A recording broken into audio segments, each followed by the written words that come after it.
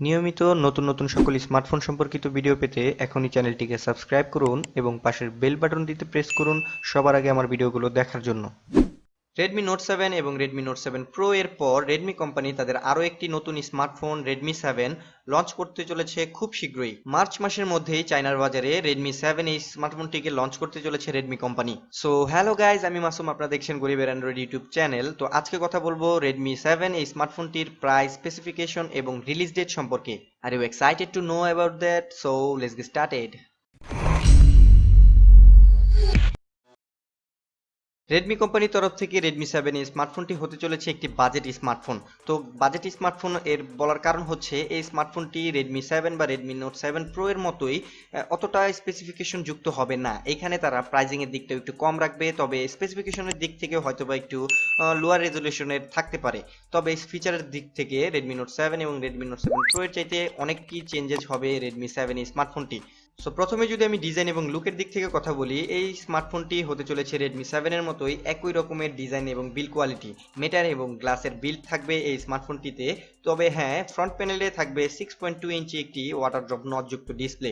যেখানে Redmi note 7 এ ব্যবহার করা হয়েছিল আইপিএস প্যানেলের ডিসপ্লে, এখানে রেডমি 7 এও ব্যবহার করা হবে একটি ফুল এইচডি প্লাস রেজোলিউশনের আইপিএস ডিসপ্লে।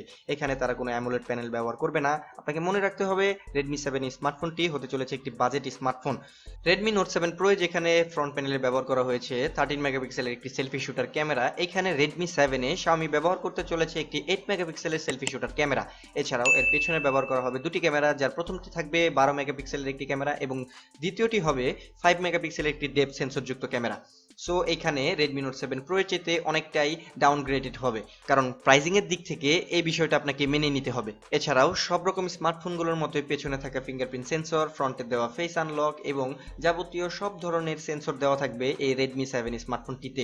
এছাড়াও এর ব্যাটারি সেকশনে Xiaomiর বাকি স্মার্টফোনগুলোর মতোই এতে থাকবে 4000 mAh এর একটি ব্যাটারি। তবে এখানে রেডমি নোট 7 প্রো বা রেডমি নোট 7 এর মতো আপনারা ইউএসবি টাইপ সি আশা করবেন না, কারণ এটা বাজেট স্মার্টফোন হওয়ায় এখানে হয়তোবা আগের স্মার্টফোনগুলোর মতো এখানে মাইক্রো ইউএসবি পোর্ট ব্যবহার করতে পারে রেডমি কোম্পানি।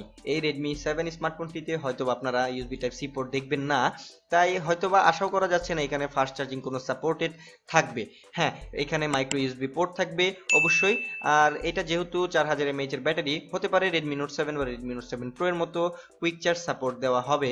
তবে এখানে প্রসেসরের দিক থেকে যেহেতু লিক্স বের হয়েছে যে এখানে ব্যবহার করা হবে স্ন্যাপড্রাগনের 632 এই প্রসেসরটি, সো আমার মনে হয় না যে এখানে ব্যবহার করবে Xiaomi কোম্পানি ফাস্ট চার্জিং কোনো টেকনোলজি। কারণ ইউএসবি টাইপ সি পোর্ট যদি দিত এবং যদি প্রসেসরের দিক থেকে স্ন্যাপড্রাগনের 660 ব্যবহার করতো বা 636ও ব্যবহার করে, তাহলে আশা করা যাচ্ছে কুইক চার্জ 3.0 সাপোর্টেড হতে পারে।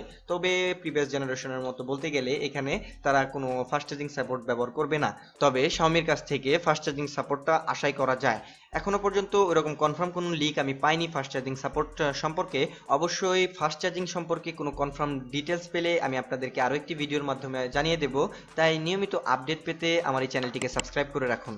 প্রসেসরের পাশাপাশি র্যামের দিক থেকে এতে থাকবে 2GB, 3GB এবং 4GBর তিনটি ভেরিয়েন্ট।